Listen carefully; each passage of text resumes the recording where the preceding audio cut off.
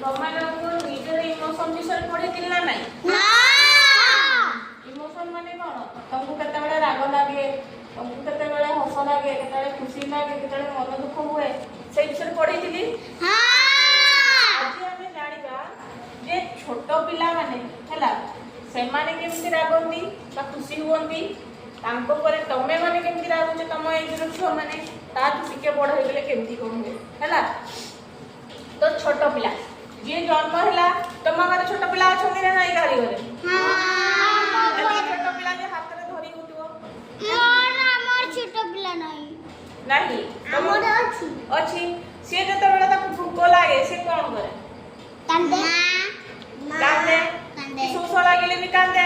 ତାର ସବୁ କିଛି ଇମୋସନ କୋଉଥିରେ? କାନ୍ଦିବାରେ। ଆଉ ବେଳେ ବେଳେ କଣ କଣ ଖାଲି ଖାଲିରେ ହସୁଥିବ, ହଁ କି ନା? ସେ କାନ୍ଦିବ ଆଉ ହସିବ। ତାକୁ ରାଗ ଲାଗିଲେ ବି ସେ କାନ୍ଦିବ, ଭୋକ ଲାଗିଲେ ବି ସେ କାନ୍ଦିବ, ଯାହା ହବ ସେ ଖାଲି କାନ୍ଦିବ। ଆଉ ଯଦି ଟିକେ ଖୁସି ହେଇଗଲା, ଛୋଟ ଛୋଟ ଜିନିଷ ଦେଖିକି ଟିକେ କଲର ଦେଖିନେଲା, କି ଏଠି ଗୋଟେ ସୂତା ହଲୁଛି କି କିଛି ଉପରେ ଦେଖିଦେଲା, ତ ସେ କିସ ହୁଏ? ଖୁସି ହେଇଯାଏ। ଛୋଟ ଜିନିଷ ଖୁସି ହେଇଯାଏ। ଆଉ ସେ ରାଗି ଥାଏ ବି ଯଦି ଟିକେ କାନ୍ଦିଦବ, ତାପରେ ତାକୁ ମା ଧରି ନେଲେ ସେ ପୁଣି ସାଙ୍ଗେ ସାଙ୍ଗେ ଖୁସି ହେଇଯିବ, ହଁ କି ନା? ସାଙ୍ଗେ ସାଙ୍ଗେ ଶାନ୍ତ ହେଇଯାଏ। କିନ୍ତୁ ତମେ ତାଠୁ ଟିକେ ବଡ ହେଲଣି, ଚାଲି ଶିଖିଲ, ଖାଇ ଶିଖିଲ, ପାଠ ପଢିଲଣି, ତମକୁ ଯେତେବେଳେ ରାଗ ଲାଗେ ତମେ କଣ କର?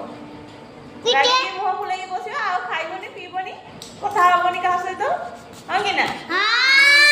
ତା ମାନେ କଣ? ତାଠାରୁ ତମ ରାଗଟା ଟିକେ ଅଧିକା ବଢିଲା। ତାପରେ ତମଠାରୁ ଉପରେ ଯିଏ ବଡ ହେବେ ସିଏ ଆହୁରି ବେଶୀ ଜୋର ରାଗନ୍ତି, ହଁ କି ନା? ଖୁସି ବି ସେମିତି। ତମେ ଯେତେବେଳେ ଖୁସି ହେଇଯାଅ, ବହୁତ ଖୁସି ହେଇଯାଅ, କିନ୍ତୁ যেটা কি উপরে দেখা যায়। কিন্তু বড় লোক যদি জনে খুশি हुए, ହଁ ଖୁସି ତ ଖୁସି ସେମିତି, କିନ୍ତୁ ଏତେ ଜୋର ଦେଖା যায় ନାହିଁ, ହଁ କି ନା? ବୁଝିପାରିଲ? ଛୋଟ ଛୁଆ କେମିତି ରାଗନ୍ତି, ତାଙ୍କ ରାଗ ସାଙ୍ଗେ ସାଙ୍ଗେ ଶାନ୍ତ ହେଇଯିବ। ତମେ ଟିକେ ବେଶୀ ରାଗିବ, ତାପରେ କିଛି ସମୟ ପରେ ଶାନ୍ତ ହେଇଯିବ। ଜଣେ ବଡ ଲୋକ ଯଦି ରାଗିଲା ସେ କେମିତି ହବ? 2-3 ଦିନ ତାର ନିହାତି ରାଗ ରହିବ, ହଁ କି ନା? ଯେତେ ପର୍ଯ୍ୟନ୍ତ ସେ ଯାହା ଚାହୁଁଛି ସେୟା ନ ହେଇଛି